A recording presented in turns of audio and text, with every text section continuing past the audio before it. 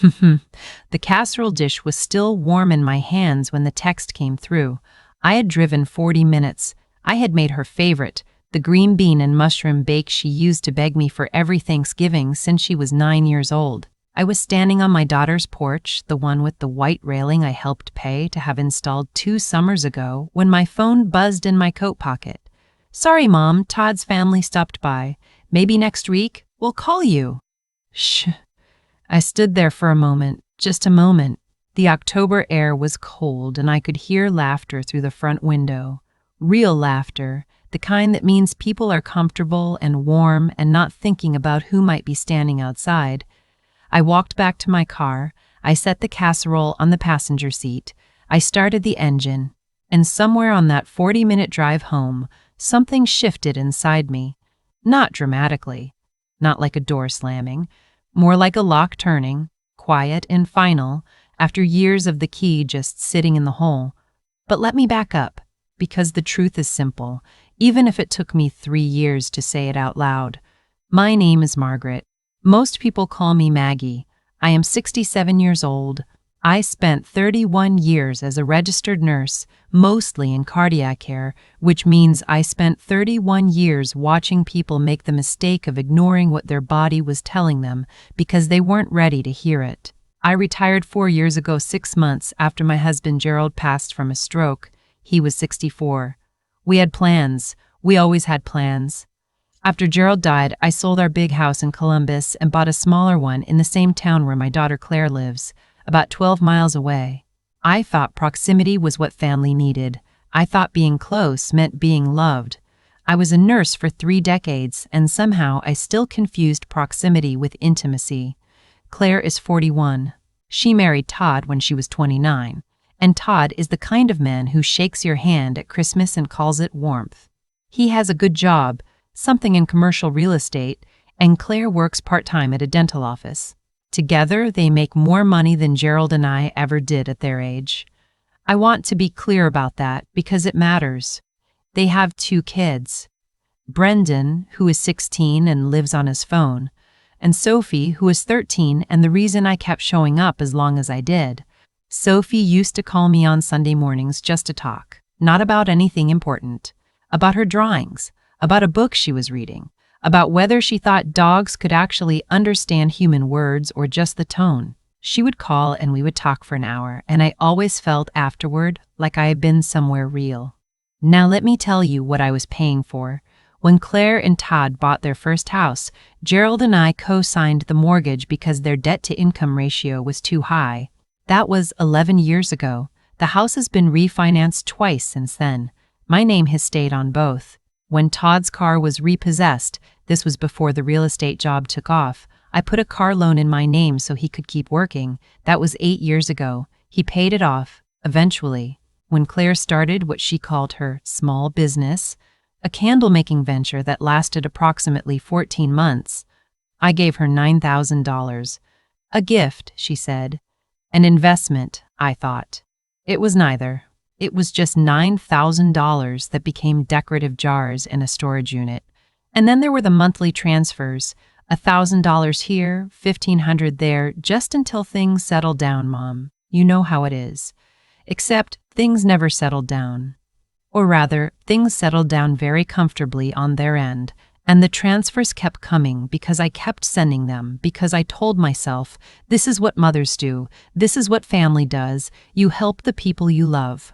When Gerald was alive, he used to say, Maggie, you'd give someone your last coat in a blizzard and then apologize for not having a hat to offer. I thought he was paying me a compliment. I think now he was trying to warn me.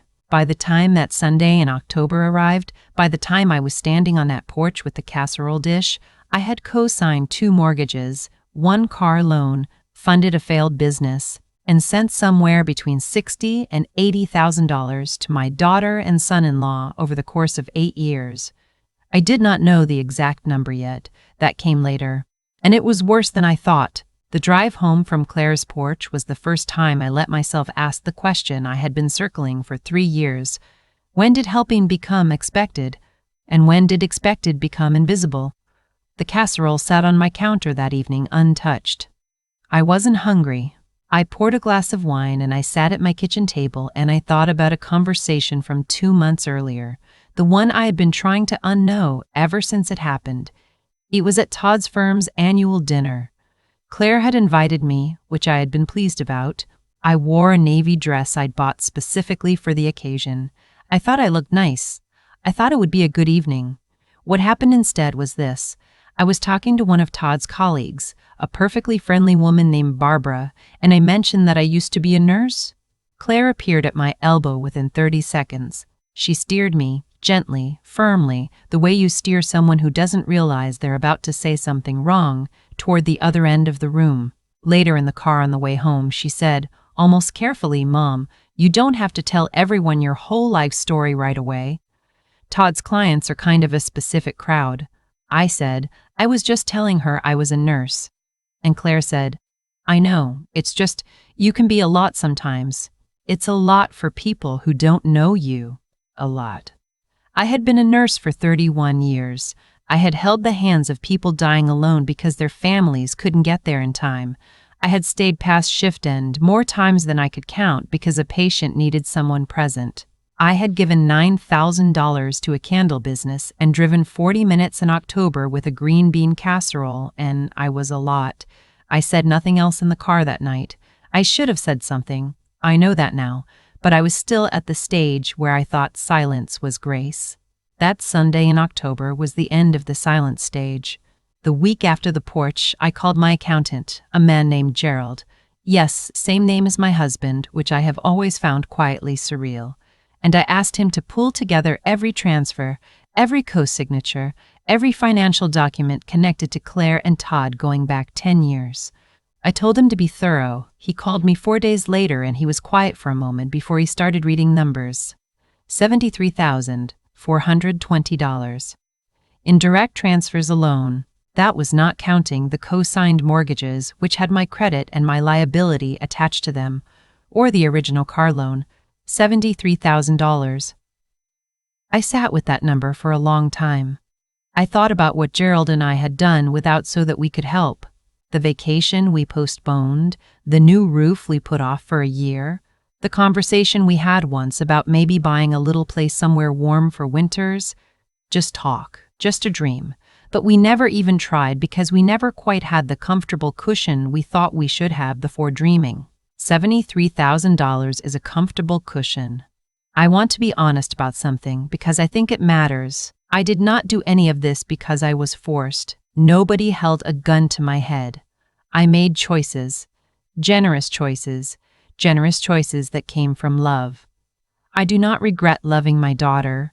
What I regret is the creep, the way love, when it is never named as such, when it is just assumed and absorbed and expected, stops feeling like love on both ends. They stopped feeling grateful because they stopped seeing it, and I stopped feeling generous because I stopped being thanked. That is the real loss, not the money. Well, the money too. After my conversation with my accountant, I made an appointment with my attorney, a woman named Patricia who I had known for 15 years and who has the kind of calm that makes you feel like problems are solvable. I told her everything. I told her about the transfers, the mortgages, the car loan, the dinner where I was steered away from a conversation about being a nurse. I told her about the Sunday porch. Patricia listened. She didn't perform sympathy, and I was grateful for that. She just listened, and then she said, "Okay, let's talk about what you want the next chapter to look like." That phrase, the next chapter? I had not thought about my own next chapter in a long time. We talked for 2 hours. By the end, I had a plan.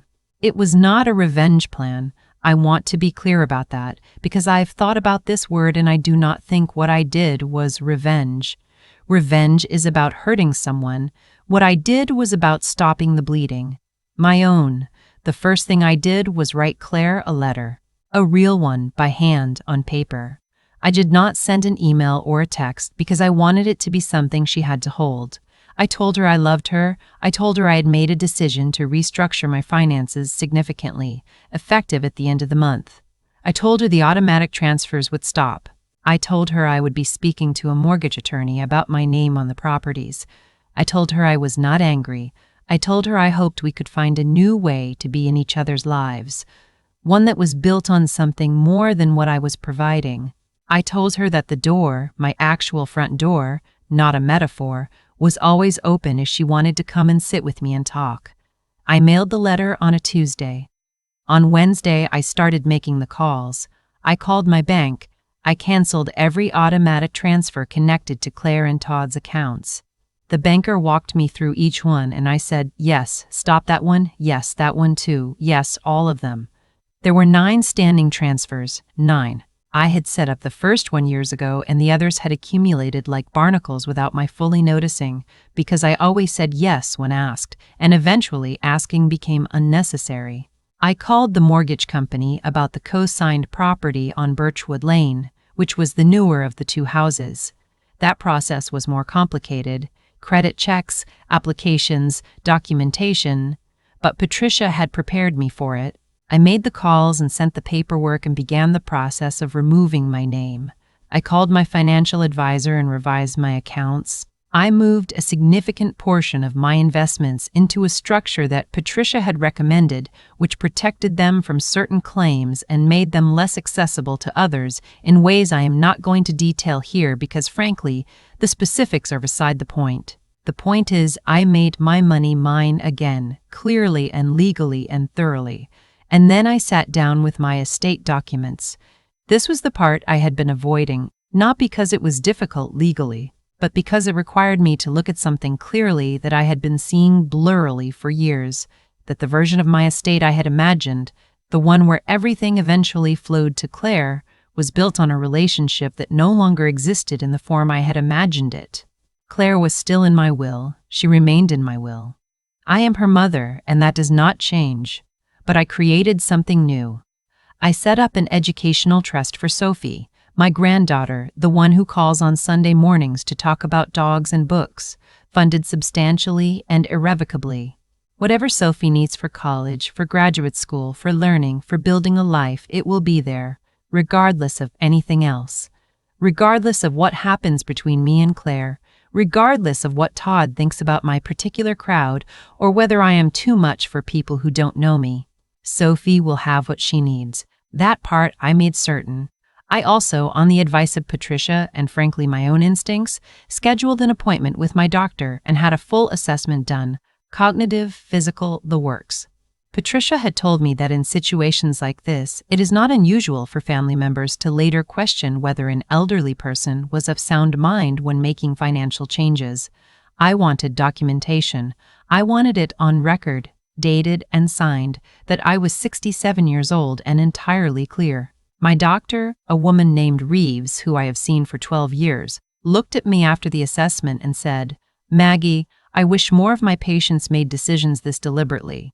I said, "I spent 30 years watching people make decisions too late." She said, "Exactly." Claire called 3 days after the letter arrived. I know because she told me later she waited 3 days, which in retrospect I find telling. She waited long enough to stop being reactive, not long enough to actually sit with anything. I missed the call. I was at the grocery store. I listened to the voicemail in the parking lot. Her voice was not angry exactly. It was the careful voice, the same voice from the car ride home from the dinner, measured and controlled and a little cold. She said she had gotten my letter. She said she was concerned. She said she wished I had talked to her before making any decisions.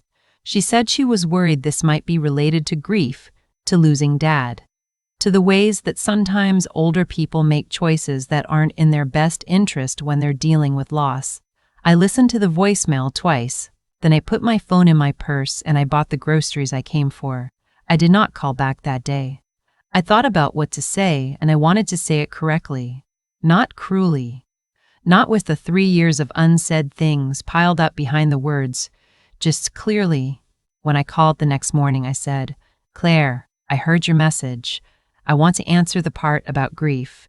Your father has been gone for 4 years. I grieved him. I still grieve him. But this decision has nothing to do with grief and everything to do with clarity. I am not confused. I am not impaired. I am a 67-year-old woman who worked for 31 years and built something, and I have decided to be more intentional about what I do with it. Silence on her end.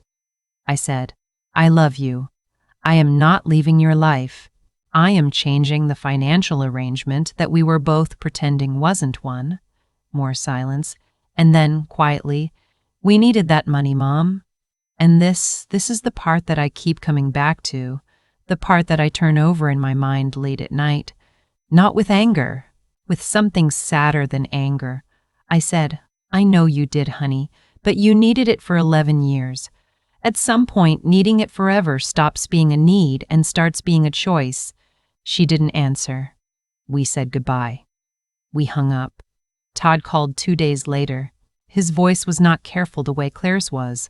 Todd's voice was the voice of a man who is accustomed to being the most important person in a negotiation. He said he wanted to have a frank conversation. I said I appreciated directness. He said he thought I was being impulsive, that I was acting on emotion, that the mortgage situation in particular could cause real financial harm to his family. I said, Todd, I've had my name on a mortgage that isn't mine for 11 years. I think asking for it back at 67 is fairly reasonable timing, don't you? He said it wasn't that simple. I said, I have an attorney. You're welcome to have yours call her. He did not call again after that. In the weeks that followed, I found a rhythm I hadn't felt in years. I slept better. I am not being dramatic. I genuinely slept better.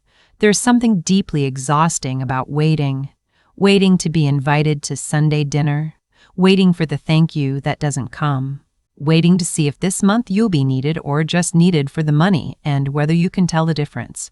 When the waiting stops, you realize how much energy it was taking. I kept myself busy. I started walking every morning, something I had been saying I would do for 2 years and never quite managed.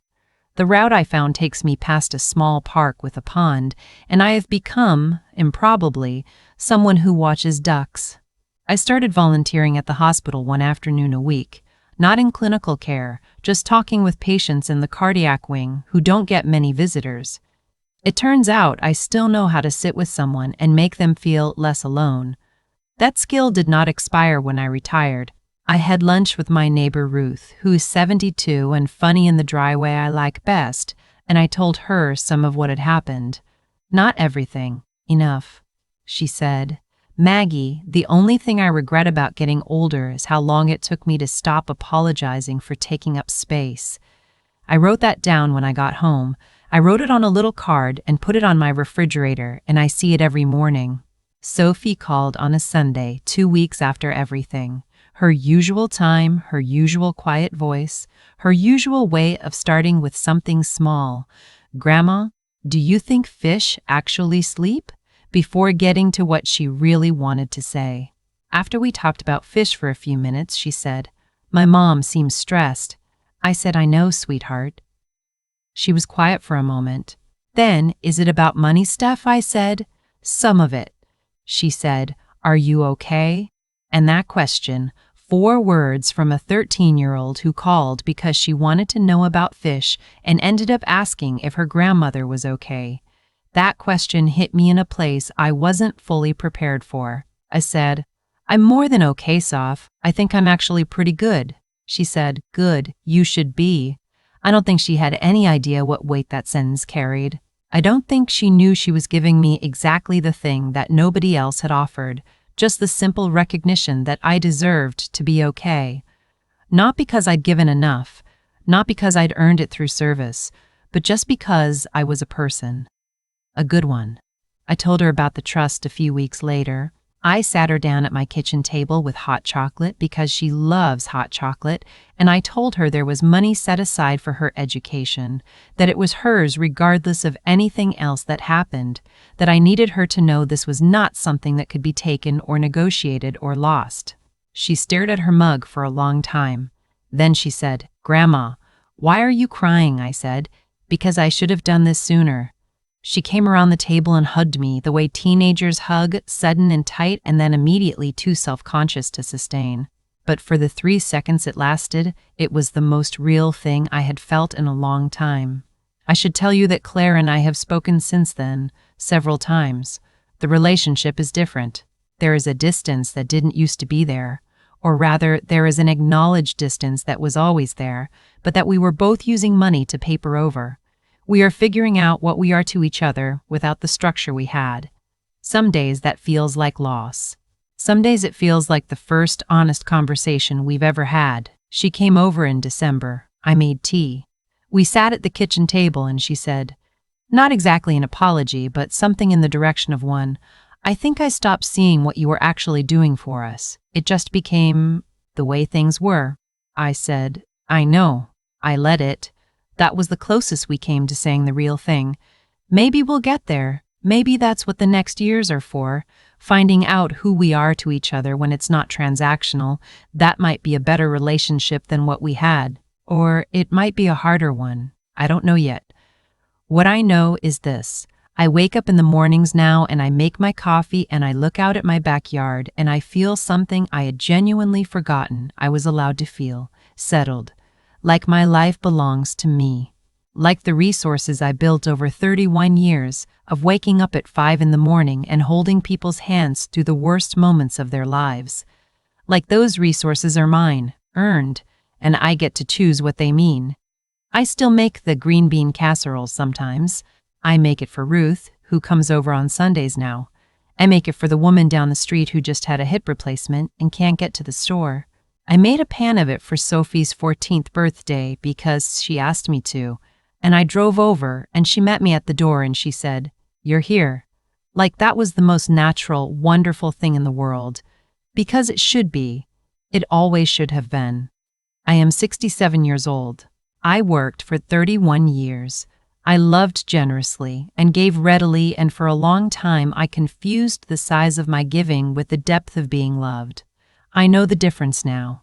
And I will tell you something I want you to hear if you are sitting wherever you are sitting right now, if you are older and wondering, if you have a family that takes more than it sees, if you have spent years deciding that your comfort is less important than their convenience, the money was never the point. The money was just the clearest language I had for saying I love you to people who had forgotten, or maybe never learned, to say it back. When I stopped speaking that language, the silence that followed was painful. But it was also, finally, honest. And in the honest silence, I found out who was still there. Sophie calls on Sunday mornings. We talk about fish and dogs, and sometimes she reads me passages from books she's reading and asks what I think. Ruth comes for dinner on Thursdays. My garden is better this year than it has been in a decade because I finally have the time and energy to tend it. I go to the hospital on Tuesday afternoons and I sit with people who need someone present, and I give them the thing that actually cannot be quantified or transferred or put on a spreadsheet, my presence, my attention, myself. It turns out those things, unlike the money, were never in short supply. I just needed to stop giving them to people who couldn't see them.